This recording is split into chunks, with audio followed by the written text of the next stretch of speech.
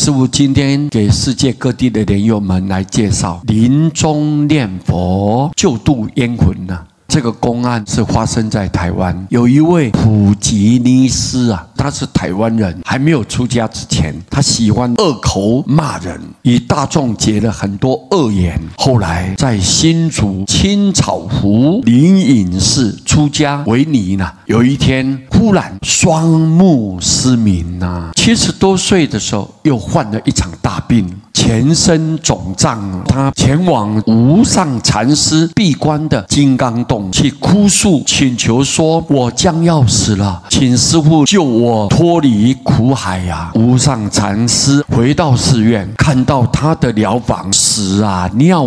肮脏臭不可闻了。普吉尼斯日夜时常哀泣呼嚎，说他被10多位冤魂殴打，并且呼叫出冤魂的姓名。尼斯俗家的弟媳妇来探病，无上禅师就问了，你大嫂所叫的姓名你认识吗？这个弟媳妇就回答说，知道，都是被大嫂年轻的时候害死的人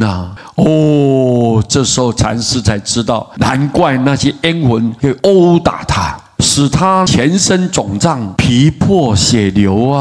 无上禅师于是为他打扫一间空房，房中凿开一个洞，下面摆放一个桶子，可以大小便。普吉尼斯仍然哀泣呼嚎，并将他的头帘钻入洞下的便桶里面。无上禅师便善巧地开示说，你要念阿弥陀佛要求生西方净土，你才可以离苦得乐。普吉尼斯回答说，但是我眼前一片黑暗，我不会念呢。禅师就说，好，那你就跟随我念吧。大约念了1个小时左右吧，普吉尼斯忽然出现了笑容，就说了，眼前已经一片光明了。那10几个冤魂还站在那个地方笑呢。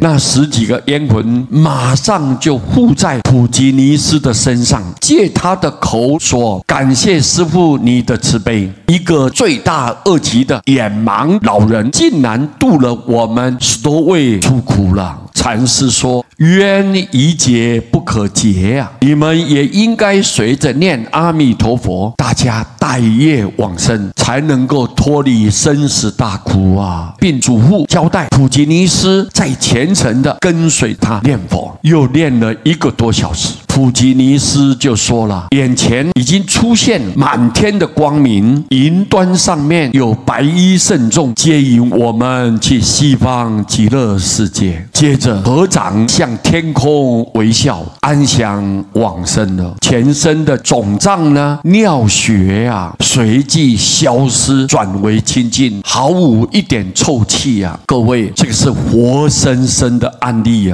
在《念佛感应见闻记》里面就清楚的记载这一段内容。我们感受到人在世间结的恶缘无穷无尽我们跟别人的冤仇也是满天满地所以在我们活生生的时候，或许你的元辰光彩，精神饱满，他无法靠近你。但是有一天在你要生病的时候，有重大疾病要临命终的时候，这些你所得罪伤害结的恶缘，这些冤亲债主都会一一现前。到时候你叫苦连天，要死死不掉，要活又活不起来，悲惨可怜到极点了。所以我们平常还一口气在，应该多多念佛，多多忏悔，回向给我们得罪伤害的对象，把冤仇解除掉。到时候在临命中能够正念分明，弥陀来接引我们安详的往生，这个是我们最终的目标。这个公案你看，他杀了那么多的人，在一个进退两难、暗天暗地的状况下，他因为念佛而得救了。可见阿弥陀佛的慈悲，对我们众生是无微不至的，在照顾我们，在体恤我们。所以我们一定要好好的顺从佛愿，一心念佛，发愿往生。我们将这个公案来告诉所有莲友们，我们彼此互相鼓励。南无阿弥陀佛。